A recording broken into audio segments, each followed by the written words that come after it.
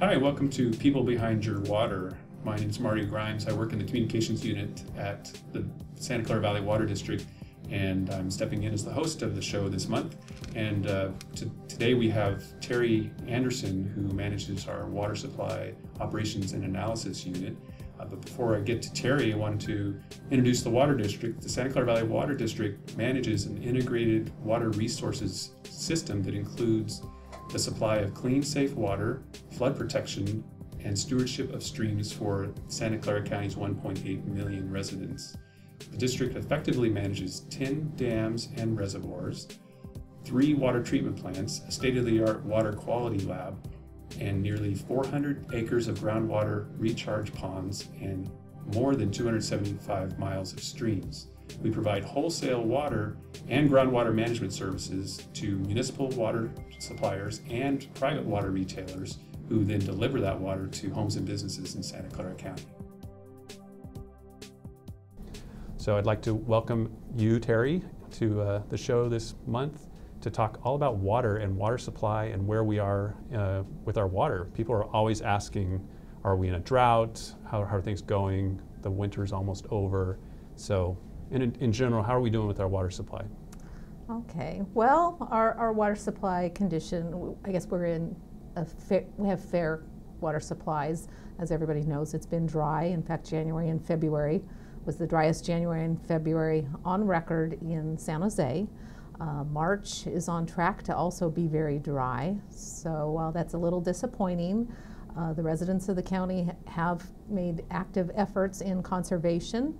The district has used that conservation and made investments in other water supplies. We get, the county gets over 55% of its water supply from outside the county from imported sources. Mm-hmm. We have stored some of that water in our groundwater basin, so our groundwater basin is in good condition. We've also stored water outside the county so that we have additional supplies available to us in dry years such as this that we can draw upon to help meet the county's needs.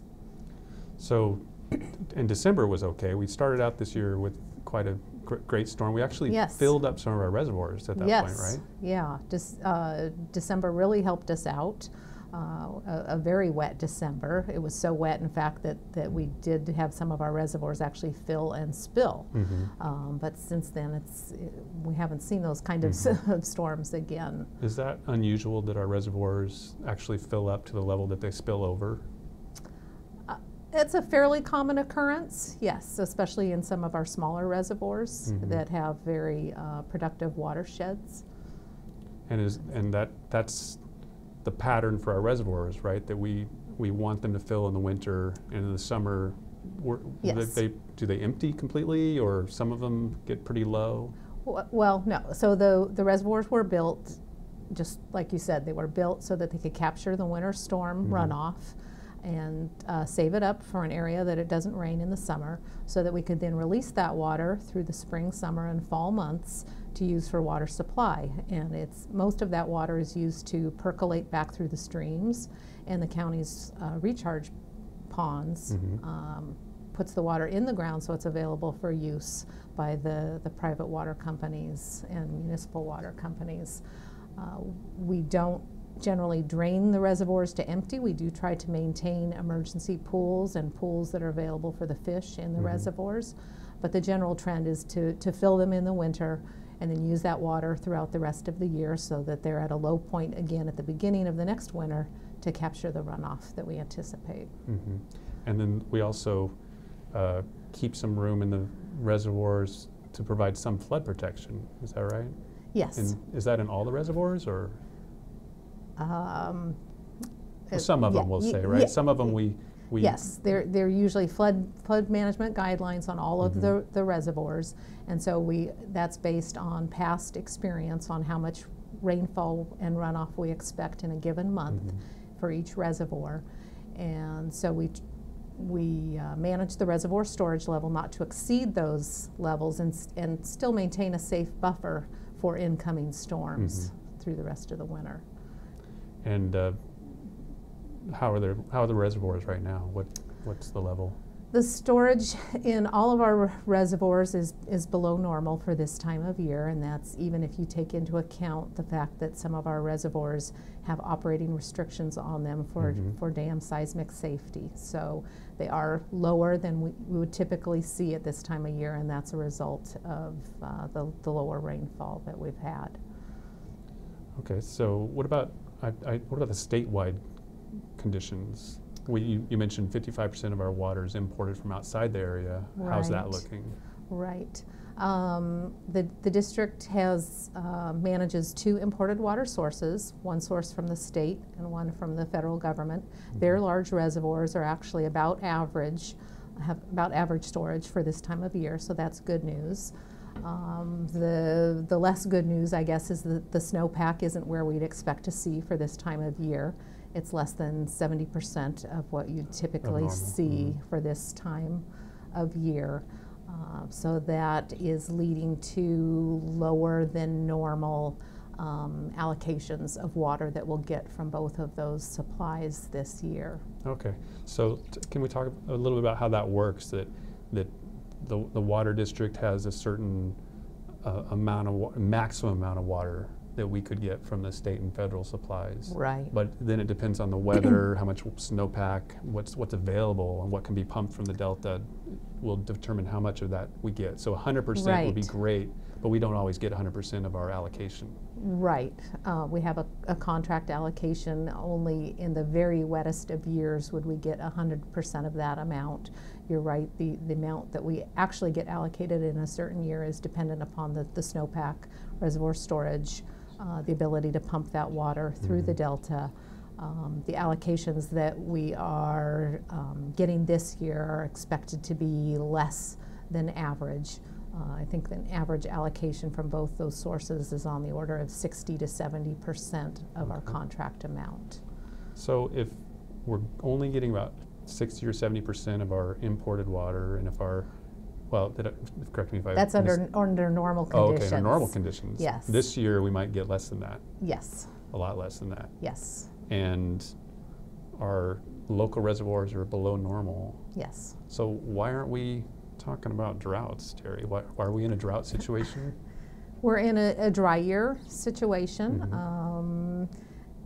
but again, the district plans for dry year conditions and multiple dry year conditions. That's why we store water in our groundwater basin, so we've got those reserves. We store water outside the county, and we also enter into short and long-term transfer acquisitions from other water districts and parties throughout the state so that we can pull on those water supplies when we're seeing lower than normal local reservoir conditions or lower than normal imported water allocations. Okay, so you're saying that we can have a dry year.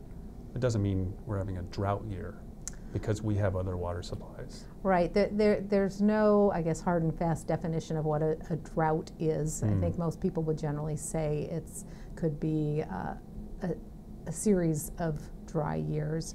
Generally, a drought condition could be declared, for instance, by the governor, as Governor Schwarzenegger did during the last drought, I believe in 2008.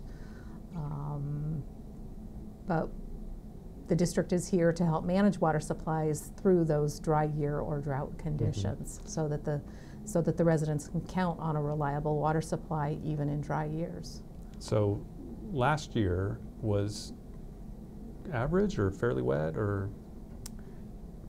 it was wet enough that we had water at the end of the season to carry over to this year, right? Yes, well, for reliability's sake, we always actually plan on carrying over some water to the next year, just as an extra insurance policy against dry weather conditions, especially at the beginning of the winter. Last year we did draw upon reserves because while our imported water allocations were closer to the normal range, our local water supply conditions were a little below normal. So we did draw upon our reserves, for instance, in the semi-tropic bank down near semi-tropic, to help shore up our supplies. Okay, let's talk about that bank a little bit. The semi-tropic bank is water that you say we store outside the county. Right. So how does that work? The semi-tropic Water District is also a contractor with the State Water Project. And so in years when we don't need to use all of the water we've been allocated from the state in county, we can deliver that water to Semi-Tropic through the California Aqueduct.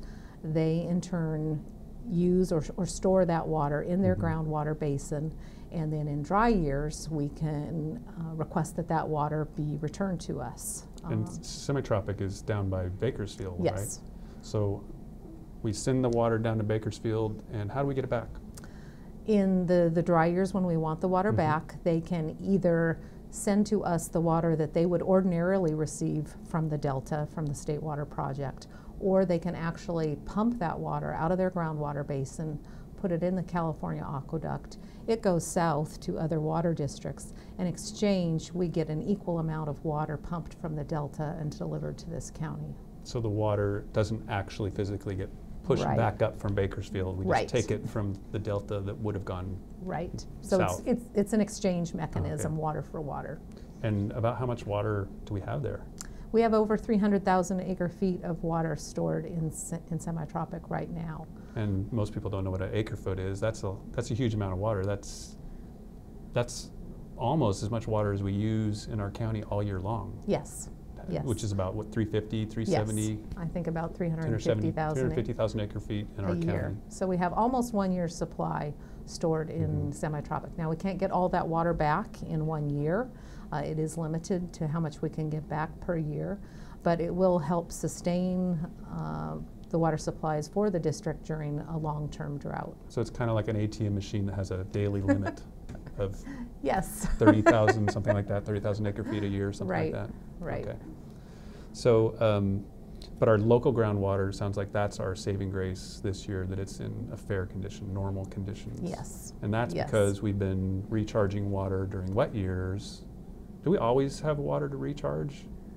Yes. Even when there was a drought, these ponds like the one behind us, we still had water recharging, right? Right. The groundwater basin is an integral part of the county's water supply. And so the district is continually putting water into the basin so that the water is pumped out by wells, either from private parties or water companies, to help meet demand. So that's a continual process. That recharge process takes place through most of the streams that residents see running in the summer, and also through the recharge ponds that we have throughout the county. So we're constantly releasing water from reservoirs so it can be recharged in the groundwater through the streams or through ponds. Right. And what other water supplies do we have? We got the groundwater, local reservoirs, imported water, Semi-Tropic. What else we got? Right. Conservation, right? Yes, conservation and recycled water are also very important programs that help meet the county's water supplies. And I think you mentioned at the beginning that the community has really been conserving pretty well since the last drought. In fact, has water use been down since 2008, since the governor declared that drought? It had been down. We saw about a 5% increase in overall demands last year. But we are still not up, our demands are still not up to the demand levels that we saw in that last drought. So yes, like I said, conservation is a really important way of maintaining a reliable water supply for the county. That water that is conserved, we can store in reserves to have for future years. Right, we always tell people that in any gallon of water you save today is water that we can have for the next drought, the next dry period. Right. So you are the manager of a unit that does a lot of other things, a lot of interesting things. Can you talk about the rest of your unit? Okay, well, again, we're called the Operations Planning and Analysis Unit, and so besides operating the district's vast system of pipelines, reservoirs, and perk ponds, we operate the reservoirs, and that is takes into account more things than flood control, which we've already mentioned, and water supply. There are also environmental and fishery concerns that we manage for, recreation, safety in terms of the Department of Safety and Dam restrictions, our water rights, So we manage for that. As far as the water rights, the district has 18 local water rights. That the right to that local water is, again, an important part of our water supply. So we do the water accounting, which is very similar to dollar accounting in each year, where the water has come from and where it goes. And then we're required annually to report to the state on our water rights so that we can maintain and protect those water rights for the county's residents. We're also responsible for managing and protecting the assets, the perk ponds, making sure that they are in serviceable shape, that they get maintained adequately so that they are a reliable asset for our system. And we also do long-term modeling for the water district. We look at the long-term water supplies, potential opportunities, investments for the district so that we can have a reliable water supply well out into the future. So the people in your unit, are they all engineers, civil engineers, or what kind of background do the people in your unit have? We have several engineers. We have computer modelers as well. We also have 6 raw water operators and a supervisor that are actually at our raw water control center. They're specially trained to operate our raw water system, our pipelines, reservoirs, perk ponds again, and they're doing that 24 hours a day, 7 days a week. So we have somebody on staff 24 hours a day. Right. And they're at Rinconada Water Treatment Plant? Yes, the control center's at Rinconada. And so those people are really responsible for the real-time reliability of the county's water supply. If there's an emergency outage, an electrical outage, they are responsible for being sure that water supply, raw water, still gets delivered to the county's treatment plants so that the residents don't see an interruption in their water supplies. So because we have several different water sources and lots of different reservoirs, if something goes down over here, they can switch things around to provide water to the treatment plants or wherever it needs to go. Yes, we always have a Plan B, a plan B in place every week. Our plan is updated to identify how we're operating, and if something goes wrong on a certain system, what our alternate plan will be so that we can maintain the reliability. That's so this is all computer driven, right? They're sitting in front of a set of terminals and in front of a suite of computer monitors. So it's a remote SCADA system, which is a system control and data acquisition program, which is generally used for in systems like this to operate remote sites that are distributed geographically. But the district also has field personnel that are out there. Some operations changes needed to be made manually, or they are double checking things in the field when our operators at the control center make changes. So you're talking about a huge valve that somebody on the computer system, on the SCADA system, could have opened or shut a valve. Right. Sometimes you might have somebody go out to that valve and make sure it opened properly, or they'll be observing the conditions in the creek. If we turn up the flows, we want to see that field situation matches what the remote operation that we made. So yeah, they're operating those large valves in our pipelines or the large valves from our reservoirs. They're operating our hydroelectric facilities, our pumping plants, and the delivery of those imported water sources into our system. Well, those are some of the most interesting jobs, I think, here at the district. Yeah. They do really interesting things. They're actually out there moving water all over the valley under our feet. Yes. So this is the people behind your water, so we always like to get to know the people we're interviewing a little more about you. How long have you been at the water district? I've been at the district over 30 years.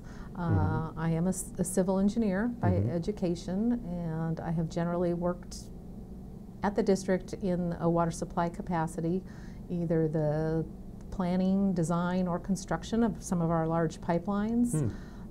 I've worked managing our imported water sources and the contracts that we have for those supplies, and now in the operations of the water supply. So it's Been an interesting, interesting career. So we're going to stick it out for another 30, 20 maybe? Can we still have you for, you're doing such a great job. It's interesting, but I don't think I'll commit myself to another 30 years of it. Okay, well, we tried. Well, thank you very much for telling us about your unit and the water supply situation. I feel a little better that we're in a fair condition, even though it's been really dry. Sure. And that we have such a great water system that can kind of accommodate 1 or 2 dry years. Right. Well, thanks a lot. So thank you for joining us for this episode. A couple things. We're going to follow this with a clip of one of our water treatment plant operators. So stay tuned after this to learn a little bit about Santa Teresa Water Treatment Plant. And next month, we're very excited. We're going to be taking a tour of the Silicon Valley Advanced Water Purification Center, which is near Alviso, and we're very excited to get out there. It's going to be opening for the first time in June. That facility is just being built. So please stay tuned for that next month. And also, if you haven't already joined our e-news list, please go to our website at www.valleywater.org and click on the little envelope icon so you can sign up for our Valley Water e-news monthly e-newsletter. So thank you again for joining us.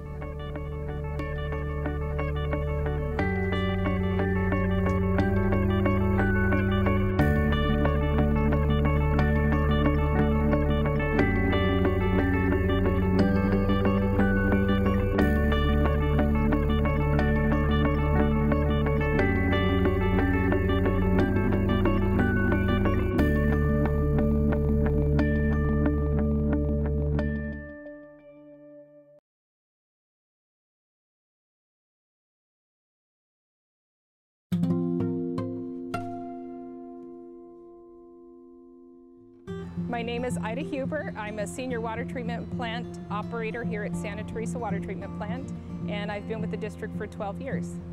We bring raw water into the treatment plant. The first step that it goes into is the flocculation basins, where we add coagulants, and that helps the particles that are in the water clump together to form larger particles that are easier to settle out. Water then goes into our sedimentation basins, where it slowly goes through the length of the basin and settles out the particles into the bottom of the basin, which are then eventually drawn out. It goes from the sedimentation basins into our ozone contactor, where we bubble ozone gas into the water as it serpentines through the contactor. Once it leaves the contactor, it then goes into the last step, which is our filters, where the water is filtered through the media and removes the balance of the particles that are left in the water. It then goes into our clear well, where it's stored until it's used by the retailers. I worked in a small seasonal treatment plant and got my first license there and became intrigued with the process of water treatment. On my off time, my main hobby is I do triathlons and long distance cycling. I like the challenge of water treatment because you can learn something new every day. We take a lot of pride in the fact that we create clean, safe drinking water that people can turn on their faucets and rely on the product that's coming out of their sink because of the current technology and the treatment process. I have the opportunity to work with a very diverse group of people. We're here for 12-hour shifts. We staff the plant 24/7, 365. So, you know, we're here together on the holidays and the weekends and the night shifts, and so it's rewarding to have a good group of people that you can work with and rely on. Because of our location, we have the opportunity to see a lot of wildlife. We had a few years ago wild pigs who had gotten under one of our fences, and they would come through and in the middle of the night. So if you were on the night shift, you got to enjoy the very large pigs rooting around in the grass. We come in every day and we monitor a system that creates a product that people consume. It's teamwork. It's not just the operators. We have our crafts with us. So we have a whole integrated team of people who keep the plant running to make sure when you get up in the middle of the night to get a glass of water that it's good, safe, clean water that comes out of your tap, because we're here at the plant making sure that that happens. The value of water is life. We need water to drink. We need water for various tasks. We need water to grow our food. We need water to live.